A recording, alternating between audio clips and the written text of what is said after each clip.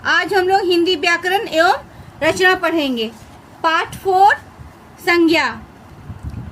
आपके पुस्तक में देखिए 4 तस्वीर बना हुआ है, जिसमें यहाँ पर दिखाई दे रहा है कि बालक और बालिका थैला लेकर के बाजार जा रहे हैं।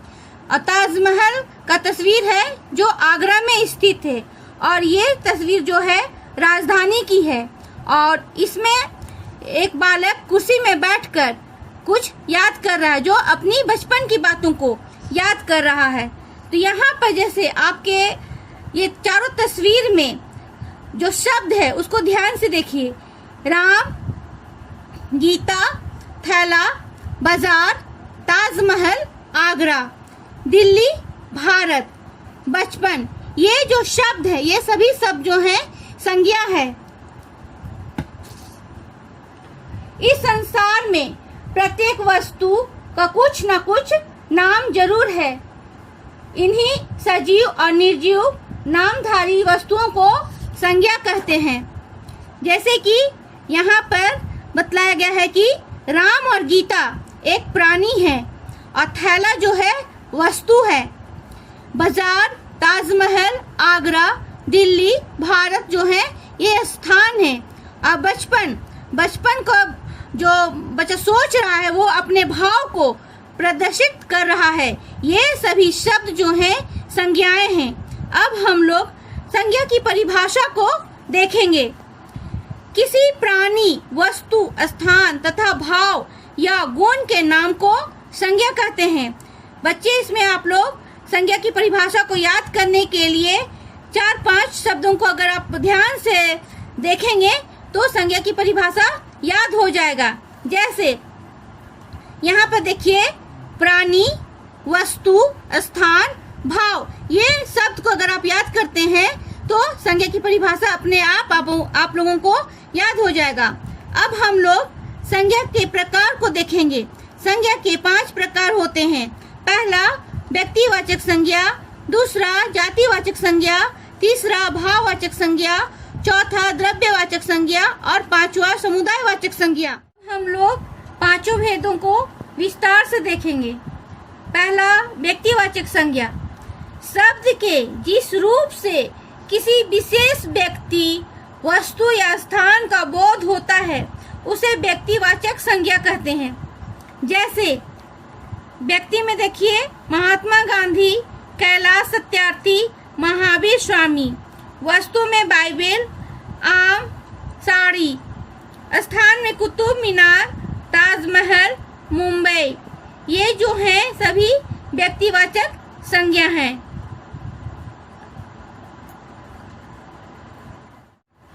यहाँ पर आप लोग ध्यान दीजिएगा। व्यक्तिवाचक संज्ञा में व्यक्तियों के नाम, पुस्तकों के नाम, देशों के नाम, नदियों के नाम, पर्वतों के नाम, पहाड़ियों के नाम, भाषाओं के नाम इत्यादि सभी जो है व्यक्तिवाचक संज्ञा के अंतर्गत आते हैं। अब हम लोग दूसरा भेद जातिवाचक संज्ञा पढ़ेंगे। शब्द के जिस रूप से किसी प्राणी, वस्तु अथवा स्थान की पूरी जाति का बोध होता है उसे जातिवाचक संज्ञा कहते हैं। जैसे प्राणी में गिलहरी, युवती, पक्षी। वस्तु, उसमें कॉफी, खिलौने, बर्तन। तीसरा स्थान विद्यालय, पहाड़, रेगिस्तान। बच्चों, यहाँ पर वस्तुओं, प्राणियों, पदार्थों और स्थानों के नाम को जातिवाचक संज्ञा कहते हैं। ये जिसमें वर्ग अथवा जाति के नाम का बोध होता है। मैं आपको कुछ तस्वीर दिखा रही हूँ जिससे आप समझेंगे। यहाँ पर देखिए, घोड़ा, बिल्ली, मोर, कौवा, पंखा, मकान, कार, पुस्तक, लड़का, लड़की, विद्यालय, मैदान। यहाँ पर वर्ग और जाति के नाम का बोध होता है। घोड़ा ये एक जानवर है, लेकिन हम लोग इसको जानवर तो नहीं बोल सकते हैं, इसको हम लोग घोड़ा बोलते हैं। यहाँ भी देखिए बिल्ली, मोर, पक्षी में ये जो है मोर और कौवा। तो इस प्रकार इनसे वर्ग और जाति के नाम का बोध हो वो जातिवाचक संज्ञा कहलाते हैं। भाववाचक संज्ञा पढ़ेंगे। शब्द के जिस रूप से वस्तु, प्राणी अथवा स्थान के गुण, दोष अथवा दशा आदि का बोध होता है उसे भाववाचक संज्ञा कहते हैं। यहाँ पर समझिए, स्थान के गुण, दोष, अवस्था और दशा आदि का बोध होना भाववाचक है। जैसे कि गुण, जैसे कि हम लोग किसी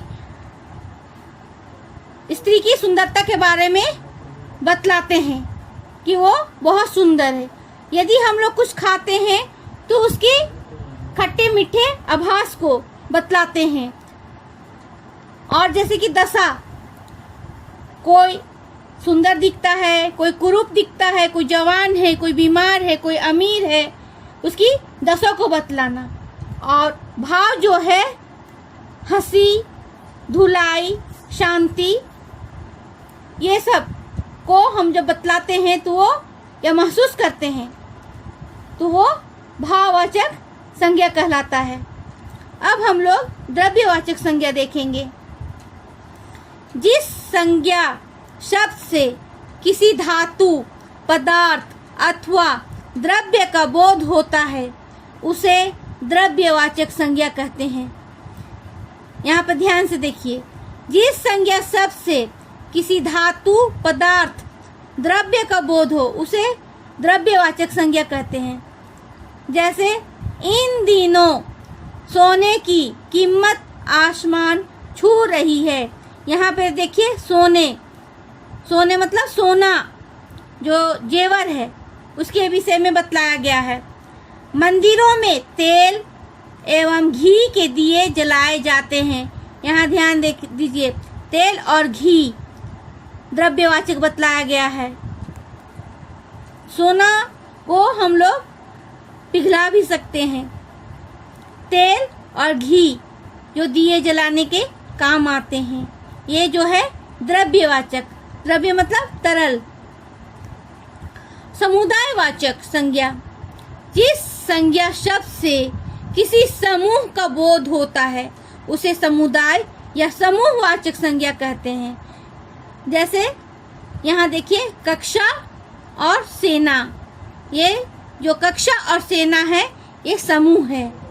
और यहाँ पर हम लोग और एक उदाहरण ले सकते हैं, फूलों का गुच्छा, चाबी का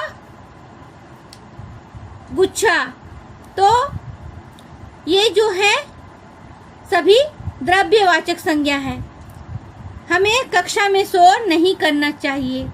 भारतीय सेना काफी शक्तिशाली है। तो समूह मतलब समुदाय के विषय में बतलाया गया है। या हम लोग कभी सभा में, किसी सभा में जाते हैं तो वहाँ भी बहुत सारा भीड़ जो जमा होता है उसको हम लोग समूह बोल सकते हैं। अब हम लोग भाववाचक संज्ञा बनाना सीखेंगे। अब हम लोग भाववाचक संज्ञा बनाना सीखेंगे। भाववाचक संज्ञा 4 प्रकार से बनाई जाती है। पहला जातिवाचक संज्ञा, दूसरा सर्वनाम शब्दों से, तीसरा विशेषण शब्दों से, चौथा क्रिया शब्दों से। अब यहाँ पर देखेंगे कि जातिवाचक संज्ञा सर्वनाम, विशेषण, क्रिया में प्रत्यय लगाकर भाववाचक संज्ञा बनाई जाती है। इसको ध्यान देंगे। जातिवाचक संज्ञा सर्वनाम, विशेषण, क्रिया में प्रत्यय लगाकर भाववाचक संज्ञा बनाई जाती है। जैसे यहाँ पर मित्र है तो मित्रता, यहाँ ता देखिए, ता लगा दिया गया है तो मित्रता बना। डाकू, डाका, ये जो है जातिवाचक से बना है। दूसरा है सर्वनाम शब्दों से। अपना, अपनापन, मम, ममता।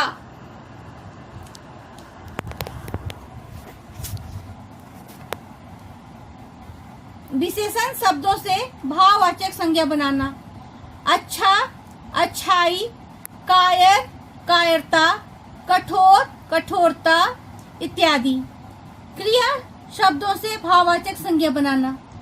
चमकना, चमक, चलना, चल, दौड़ना, दौड़, भरना, भर, काटना, कटाई, हारना, हार इत्यादि। आपकी पुस्तक में बहुत सारे शब्द लिखे हुए हैं। जाति संज्ञा शब्दों से भाववाचक बनाना, सर्वनाम शब्दों से, विशेषण से, क्रिया से। आप सभी शब्दों को अपनी कॉपी में लिखेंगे और याद करेंगे। जो पाठ को मैं संक्षिप्त में फिर से एक बार बतला रही हूँ, उसको आप ध्यान से। पाठ को संक्षिप्त में एक बार फिर से मैं बतला रही हूँ, उसको आप ध्यान से सुनेंगे। सजीव और निर्जीव नामधारी वस्तुओं को संज्ञा कहते हैं। संज्ञा के 5 भेद होते हैं: व्यक्तिवाचक, जातिवाचक, भाववाचक, द्रव्यवाचक और समुदायवाचक। वे संज्ञा शब्द जो किसी प्राणी, वस्तु या स्थान का बोध कराते हैं उन्हें व्यक्तिवाचक संज्ञा कहते हैं। इसके विपरीत जो संज्ञा शब्द अपनी संपूर्ण जाति का बोध कराते हैं उन्हें जातिवाचक संज्ञा कहते हैं। भाव, गुण, अवस्था अथवा क्रिया का बोध कराने वाले शब्दों को भाववाचक संज्ञा कहते हैं। व्यक्तियों, पुस्तकों, देशों, नदियों, पर्वतों, पहाड़ियों एवं भाषाओं के नाम व्यक्तिवाचक संज्ञा होते हैं। मूल भाववाचक शब्दों को छोड़कर अन्य भाववाचक संज्ञा शब्दों का निर्माण जातिवाचक संज्ञा, सर्वनाम, विशेषण, क्रिया एवं अव्यय शब्दों से होता है। और यहाँ पर भी मैं आप लोगों को बतलाई हूँ कि भाववाचक संज्ञा बनाना भी प्रत्यय लगाया जाता है। अब आप लोग अपने अभ्यास प्रश्नों की ओर देखें। आपके अभ्यास में कुछ प्रश्न दिए गए हैं। पहला है निम्नलिखित प्रश्नों के उत्तर लिखिए। दूसरा, रिक्त स्थानों की पूर्ति कीजिए। जातिवाचक शब्दों से भाववाचक बनाना। चौथा, क्रिया शब्दों से भाववाचक बनाना। और सही, गलत और कुछ विकल्प प्रश्न है। ये सभी अभ्यास को आप अपने संज्ञा पाठ से पढ़कर, समझकर और उसकी सहायता से सारे अभ्यास प्रश्नों को हिंदी व्याकरण कॉपी में पूरा कीजिएगा।